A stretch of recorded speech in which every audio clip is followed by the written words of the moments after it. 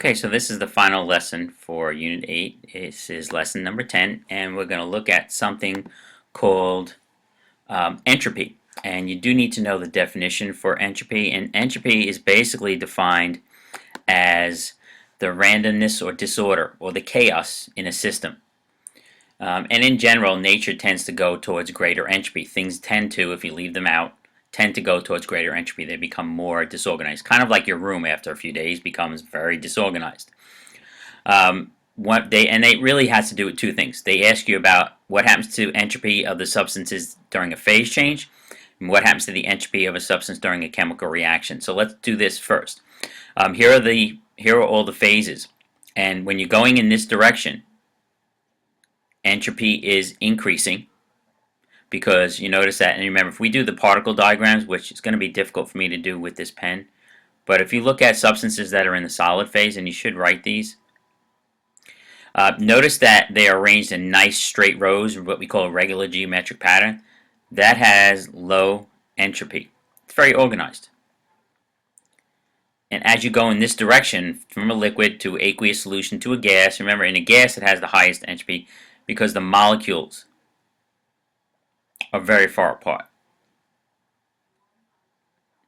So you should be able to determine what kind of phase change is an increase in entropy or a decrease in entropy based on this diagram here. A couple of other points. Entropy, when a compound is broken, entropy increases. So if you have a decomposition reaction, that in general means an increase in entropy. If you have a synthesis reaction, that generally means a decrease in entropy because you are taking two separate elements and joining them into one compound. So it's less disorder. Another rule would be this. Number of moles. If the number of moles goes down, entropy decreases.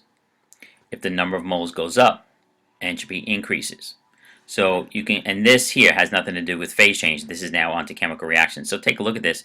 Does it look like it becomes more disorganized? Because you're starting out, this is a decomposition reaction. You're starting out with one compound. It's relatively orderly, and you're breaking it apart. So that is an increase in entropy. It's becoming more disorganized.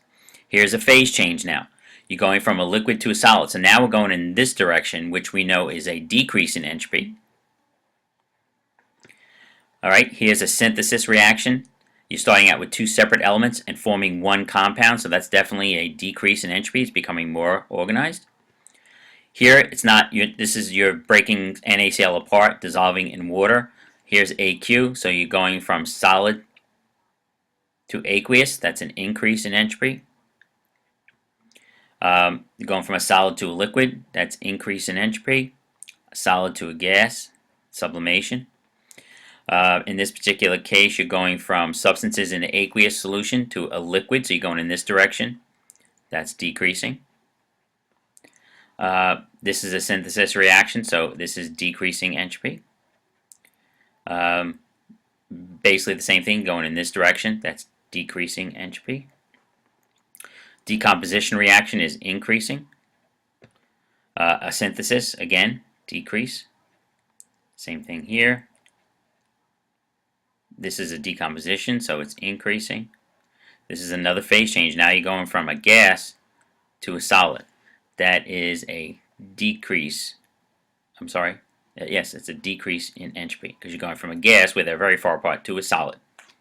And that is entropy.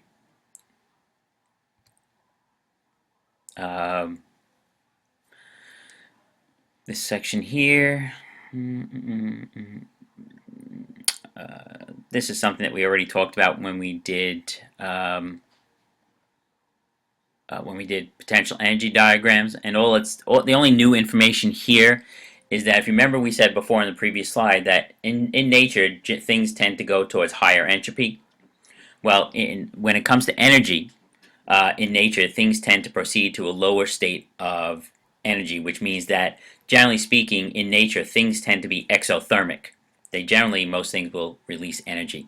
It's not something that you really need to worry a heck of a lot about. It's more important that you understand these exo and endothermic potential energy diagrams, how a catalyst affects it, what parts of it does it affect, how to determine just by looking at the diagram if it's exo or endothermic, and those definitions. And that's it for Unit 8.